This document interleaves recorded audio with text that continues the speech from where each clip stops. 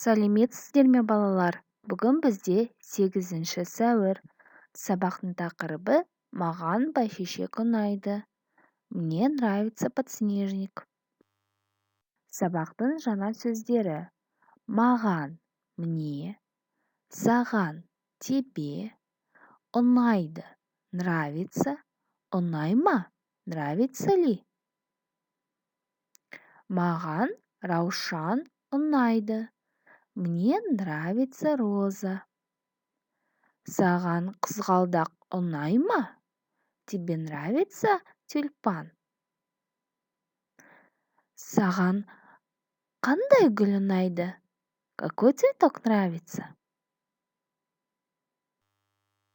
Тыңда, қайтала оқы. 86 бетте. Саған қандай гүл ұнайды? Какой цветок тебе нравится? Маған Раушан ұнайды. Мне нравится роза. Анель, саған қандай гүл ұнайды? Анель, тебе какой нравится цветок? Маған қызғалдақ ұнайды. Мне нравится тюльпан. Саша, саған қандай гүл ұнайды?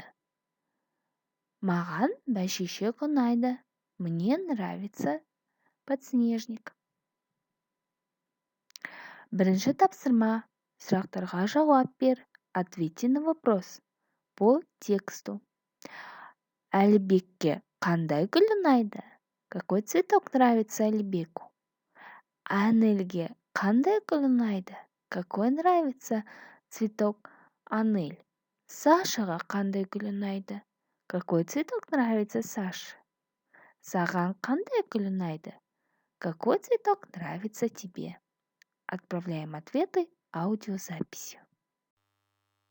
Жазылым тапсырмасы 86 бет. Суреттің орнына қажетті сөзді қойып, сөйлем құра. Вместо картинки нужно ставить нужные слова и записать предложение.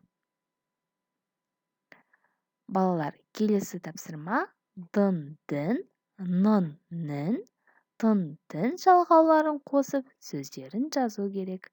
Ребята, вам надо записать слова, добавив нужные окончания. Дын-дін, нын-нін, тын-тін. Например, доп-тын. Осымен бүгінгі сабақ аяқталды. Рахмет, сау болыңыздар.